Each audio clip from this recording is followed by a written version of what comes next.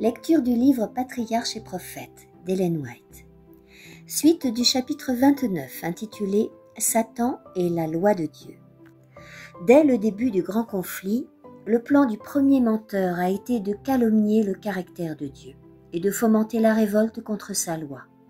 Aussi ce dessein semble-t-il avoir été couronné de succès puisque la multitude prête l'oreille à ses séductions et se révolte contre le Seigneur.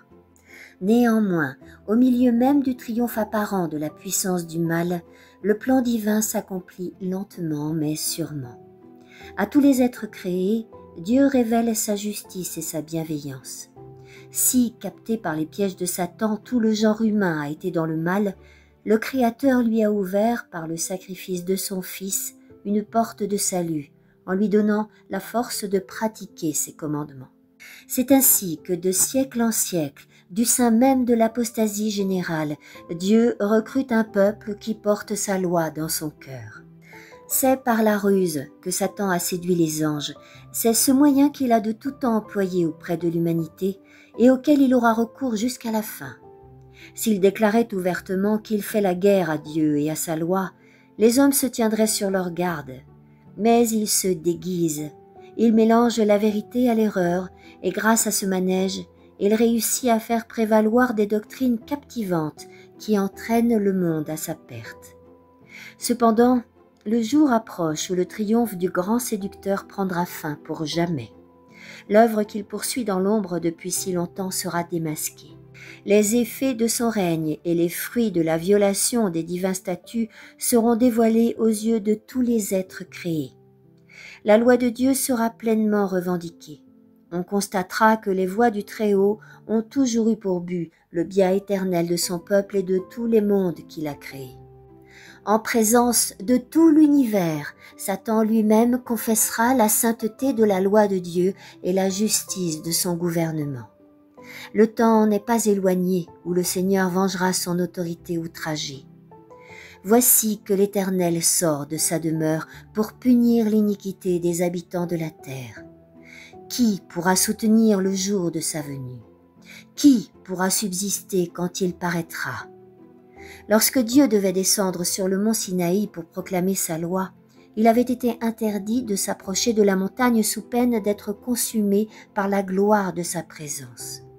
Si la proclamation de la loi a été entourée de semblables précautions, quelle ne sera pas la majesté de son tribunal quand il viendra punir les transgresseurs de ses préceptes sacrés? Comment ceux qui ont foulé aux pieds son autorité pourront-ils soutenir sa gloire au grand jour des rétributions finales? Les terreurs du Sinaï représentaient au peuple les scènes du dernier jugement. Le son d'une trompette convoquait alors tout Israël à la rencontre de Dieu. Mais ici, ce sera la voix de l'archange et la trompette de Dieu qui appelleront de toutes les extrémités de la terre les vivants et les morts en la présence de leur juge. Entouré d'une multitude d'anges, le Père comme le Fils étaient descendus sur la montagne. Au grand jour du jugement, Jésus-Christ viendra dans la gloire de son Père et dans sa gloire avec tous les anges. Et alors il s'assiera sur son trône de gloire et toutes les nations seront rassemblées devant lui. Quand la présence divine se manifesta au sommet enténébré de la montagne, la gloire de l'Éternel, aux yeux de tout Israël, ressemblait à un feu dévorant. Mais quand le Fils de Dieu paraîtra dans sa gloire et celle de ses anges, toute la terre sera embrasée par l'éclat de sa majesté. Il vient, notre Dieu, et il ne se tait point. Devant lui est un feu dévorant. Autour de lui, une tempête furieuse. Il convoque les cieux d'en haut, ainsi que la terre, pour juger son peuple. Un fleuve de feu sortira de devant lui, qui fera fondre les éléments. La terre, avec tout ce qu'elle renferme, sera consumée. Lorsque le Seigneur Jésus apparaîtra, venant du ciel, avec les anges de sa puissance, au milieu des flammes de feu, pour faire justice de ceux qui ne connaissent point Dieu et qui n'obéissent pas à l'évangile de notre Seigneur Jésus-Christ. Depuis la création, jamais l'homme n'avait contemplé un spectacle aussi terrifiant que celui de la promulgation de la loi au Sinaï. Au son de la voix divine, semblable à un puissant son de tonnerre, la nature entra en convulsion. La montagne fut secouée de la base au sommet, et les enfants d'Israël, pâles et tremblants de terreur, se jetèrent la face contre terre. La terre trembla, les cieux se fondirent devant Dieu. Le Sinaï même trembla devant Dieu, le Dieu d'Israël. Or, celui dont la voix ébranla alors la terre a fait cette déclaration. J'ébranlerai encore une fois, non seulement la terre, mais aussi le ciel. L'Éternel rugit du haut du ciel. Il fait entendre sa voix du haut de sa demeure sainte. L'Éternel rugit, il fait retentir sa voix. Les cieux et la terre en sont ébranlés. En ce grand jour qui approche, le ciel se retirera comme un livre qu'on roule. Toutes les montagnes et toutes les îles seront jetées hors de leur place. La terre chancellera comme un homme ivre. Elle sera secouée comme une cabane. Son iniquité tombe sur elle. Elle tombe et ne peut plus se relever. C'est pourquoi toutes les mains sont défaillantes et tout cœur d'homme se fond. Ils se regardent l'un l'autre avec stupeur. Ils sont frappés d'épouvante, saisis de douleur et d'angoisse.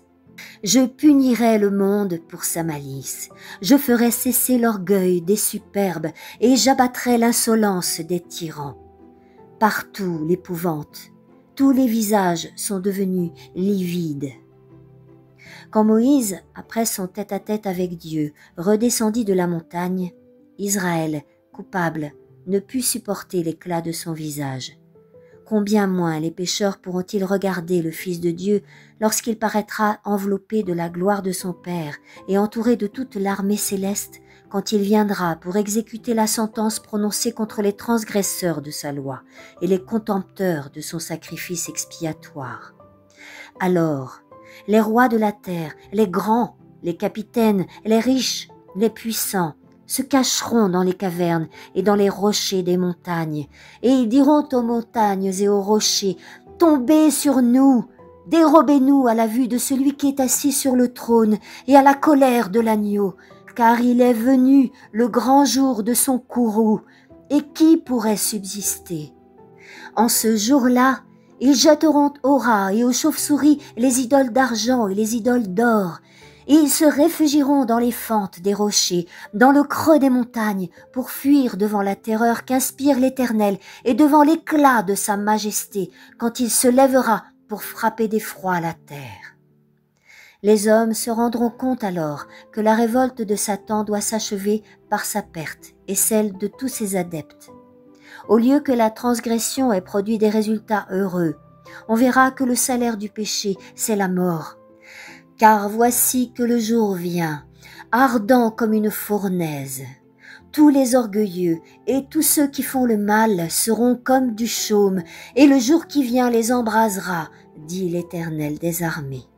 Et il ne leur laissera ni racine ni rameaux. Satan, la racine du mal, et les méchants, ses rameaux, seront consumés. Le péché et les malheurs sans nom qui en ont découlé auront pris fin. Le psalmiste écrit par anticipation « Tu as réprimandé les nations, tu as fait périr les méchants, tu as effacé leur nom pour toujours, à perpétuité. » Au sein de l'ouragan de la colère divine, les croyants seront sans crainte. L'Éternel sera un refuge pour son peuple, une forteresse pour les enfants d'Israël. Le jour qui verra la terreur et la destruction des transgresseurs de la loi de Dieu apportera aux fidèles une joie ineffable et glorieuse. L'Éternel dira alors « Rassemblez-moi, mes fidèles, qui ont scellé leur alliance avec moi par un sacrifice, et les cieux proclameront sa justice, car c'est Dieu lui-même qui va juger. » Et vous verrez de nouveau la différence qu'il y a entre le juge et le méchant, entre celui qui sert Dieu et celui qui ne le sert pas. Écoutez-moi, vous qui connaissez la justice, ô peuple qui porte ma loi dans ton cœur. J'ai retiré de ta main la coupe d'étourdissement. Tu ne boiras plus désormais au calice de mon courroux. C'est moi, c'est moi qui vous console. Car quand les montagnes s'effondreraient, quand les collines s'ébranleraient, ma bonté pour toi ne faiblira point, et mon alliance de paix ne sera pas ébranlée, dit l'Éternel, qui a compassion de toi. Le plan de la rédemption aura pour conséquence de réintégrer notre monde dans la faveur divine. Tout ce qui a été ruiné par le péché sera restauré. L'homme sera racheté, et avec lui notre globe, qui deviendra la demeure éternelle des élus. En vain, Satan aura lutté 6000 ans pour en conserver la possession. Le but de Dieu sera atteint. Les saints du Très-Haut recevront le royaume, et ils posséderont le royaume éternellement au siècle des siècles.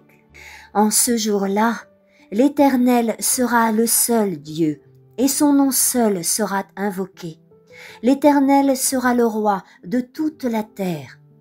Du soleil levant au soleil couchant, loué soit le nom de l'Éternel. Ô Éternel, ta parole subsiste toujours dans les cieux. Tous ses commandements sont immuables, ils sont inébranlables pour toujours, à perpétuité.